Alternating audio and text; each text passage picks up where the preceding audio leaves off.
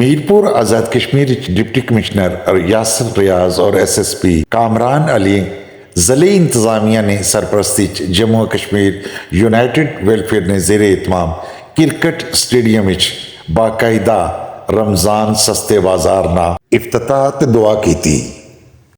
تحصیلدار صاحب نے باقی لوگوں نے کوشش کی، اللہ رب العزت انہیں خاص جزائے خیر عطا فرمائے۔ اللہ رب العزت یہ خدمت کے کاموں میں جو پیش ہیں، اللہ رب العزت ان کی زندگی میں، ایمان میں، صحت میں برکتیں عطا فرمائے، اور جن لوگوں نے یہ مینیج کیا انہیں توفیق عطا فرمائے کہ وہ خدمت کے جذبے سے پورا مہینہ اسے چلاتے رہیں، اور اللہ رب العزت فتنوں سے، شر سے ہمیں محفوظ رکھے۔